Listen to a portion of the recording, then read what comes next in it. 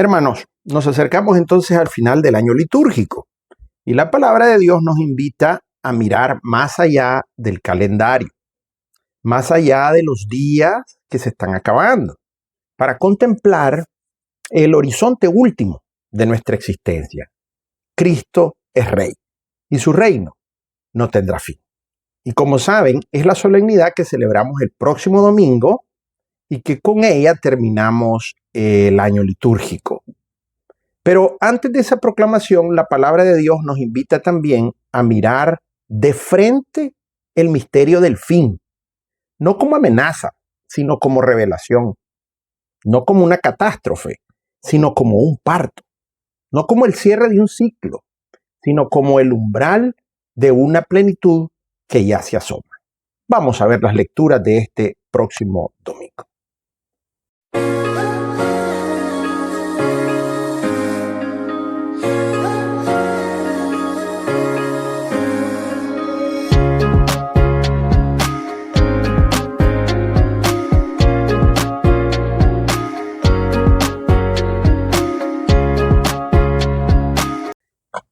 La primera lectura está tomada del profeta Malaquías.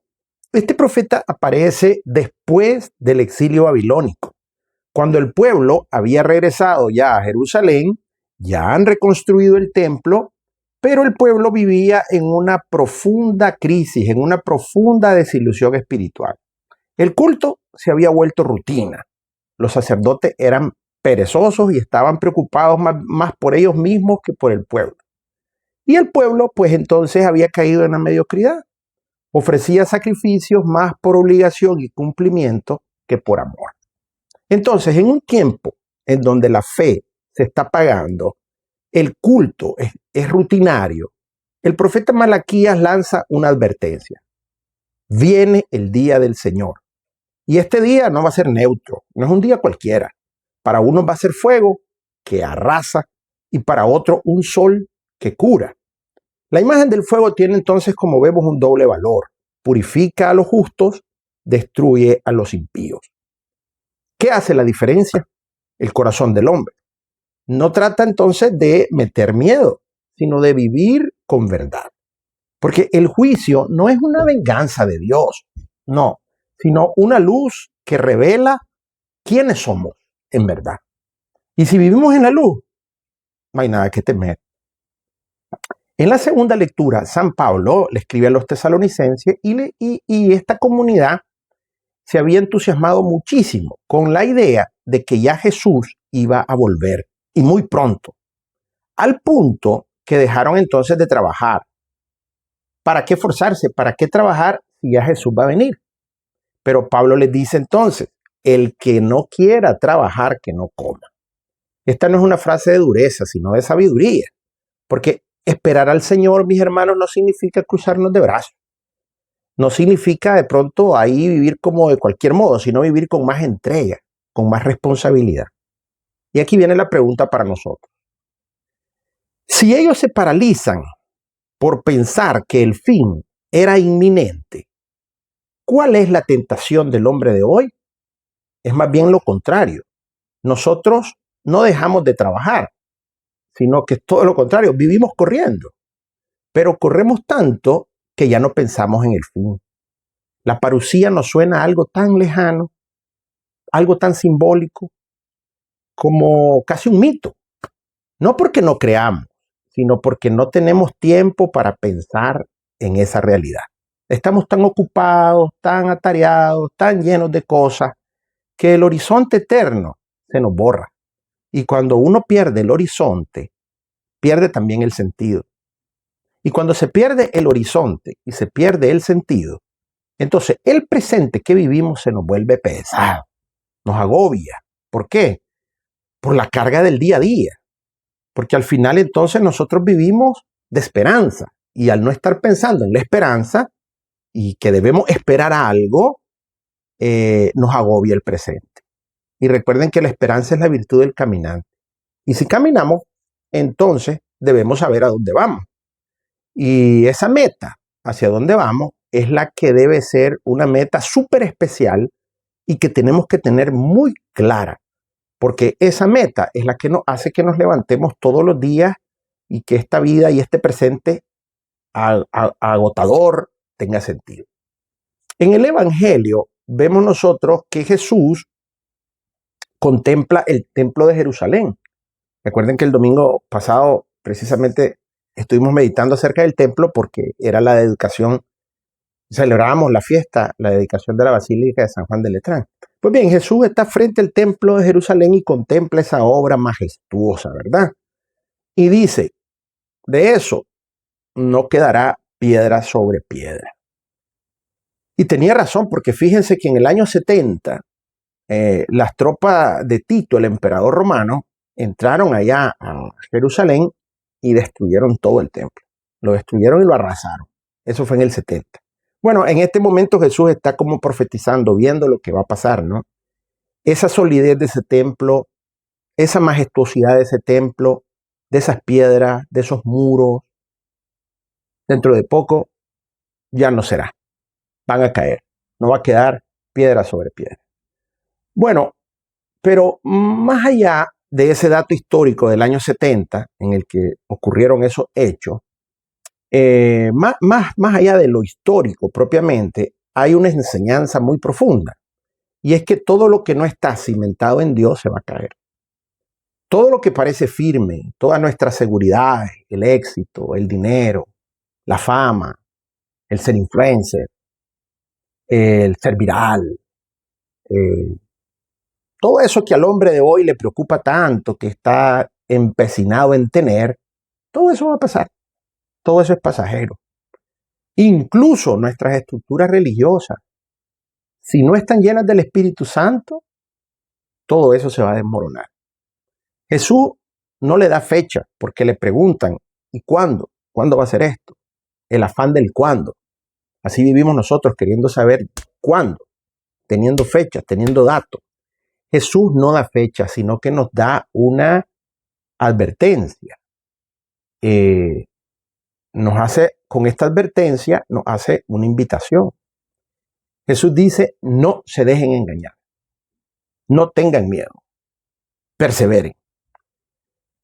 No se trata entonces, hermanos, de adivinar cuándo será el fin, sino de vivir cada día como si fuera hoy el primero y el último. De eso se trata. Las crisis, las pruebas, las persecuciones, los problemas, no son señales de que Dios nos ha abandonado. Más bien, hay que verlas como oportunidades para poder dar testimonio de nuestra fe.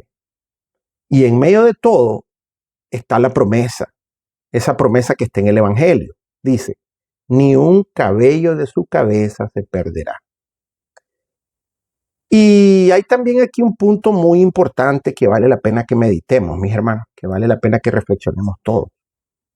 Y es que Jesús en el Evangelio, cuando se le pregunta precisamente por la fecha de la parusía, de la segunda venida, del fin del mundo, digamos así, él dice, cuídense de que nadie los engañe, porque muchos vendrán usurpando mi nombre y dirán, yo soy el Mesías. Miren qué cosa. Miren, Jesús no se refiere solamente a impostores, que los ha habido a lo largo de la historia, impostores que se proclaman, que se autoproclaman Mesías, impostores falsos, impostores religiosos. Pero es que también Jesús se refiere a esos falsos Mesías que también pueden tener otros rostros. Por ejemplo, ideologías que prometen el paraíso aquí en la tierra. Tecnologías que ofrecen hoy inmortalidad. Agendas, ya saben a cuál me refiero, que aseguran un progreso, pero sin alma, sin Dios. Por ejemplo, el transhumanismo hoy. El transhumanismo propone hoy superar la muerte mediante la fusión del hombre y la máquina. ¿No es eso una forma de decir, yo soy tu Mesías? ¿No es esa una manera que tiene la tecnología hoy de decirte, yo te voy a salvar de la muerte y vas a ser inmortal? O bien esa agenda, que saben que tiene una fecha, 20 tal, ¿verdad? que promete un mundo sin pobreza, un mundo sin hambre, un mundo sin desigualdad. Y todo el mundo piensa, pero si eso está perfecto, eso está bien, excelente. Pero es que también promete eso sin Dios, sin religión. Entonces, la pregunta es, ¿puede haber justicia sin conversión? ¿Puede haber paz en el ser humano sin reconciliación interior? ¿Puede haber verdad y bien cuando se le niega al hombre el sentido de la trascendencia? Cuando se le propone el cielo aquí y hecho con manos humanas. ¿No es eso lo que hizo el hombre precisamente en la Torre de Babel?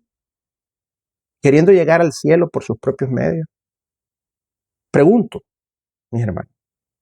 Entonces, el problema no es el progreso, ni la ciencia, ni la tecnología, sino prometer felicidad y plenitud aquí en la tierra, o bien pretender redención y salvación al ser humano, pero con cosas terrenales, que al final de cuentas son materiales y todos los materiales pasajeros, son caducas.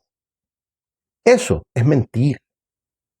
Cuando una ideología promete el cielo y la tierra sin cruz, sin gracia, sin verdad, está usurpando el lugar de Cristo. No olvidemos que Cristo ya nos salvó. Cristo ya vino al mundo a redimirnos y salvarnos. Entonces, cuando la tecnología te promete, por ejemplo, vida eterna, sin amor, sin comunidad, sin entrega, está construyendo torres de Babel. Está construyendo unas nuevas torres de Babel con chips y algoritmos. Entonces Jesús, mis hermanos, nos pide que no nos dejemos engañar. No seguir cualquier voz. No correr detrás de las novedades. Nos pide perseverancia, discernimiento, fidelidad. Porque el verdadero Mesías no promete evasión del mundo, sino transformación del mundo. No nos saca del mundo, nos envía al mundo con fuego en el corazón. Además, el reino no es algo que se impone, es algo que se siembra, como una semilla, y que se acoge. Y se siembra ahí, en lo pequeño, en lo cotidiano, en lo que está escondido. Así son las parábolas del reino. No viene con espectáculos, sino con testimonio. No se construye con eslogan, sino con santidad. El juicio no es algo que va a venir, mis hermanos. Sí, va a haber un juicio, pero ya está ocurriendo ese juicio. Porque cada vez que nosotros elegimos la verdad en lugar de la mentira, la justicia en lugar de la indiferencia, la fidelidad en lugar de la evasión, estamos ya anticipando el reino. Por eso en el Padre Nuestro lo rezamos a cada momento.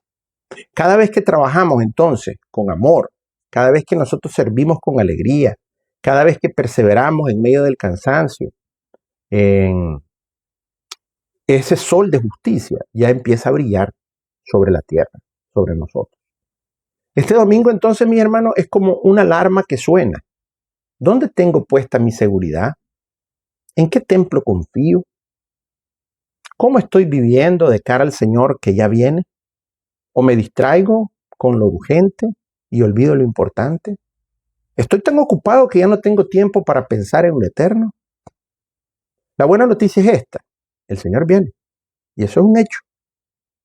Pero viene no para destruirnos, sino para encendernos. No para asustarnos, sino para revelarnos. Y este fuego es el que pondrá en evidencia la injusticia de la justicia. Es un fuego que purifica. Entonces, que este sol de justicia nos sane, que su reino nos encuentre despierto, trabajando, amando y perseverando. El Señor los bendiga y tengan todo un lindo domingo.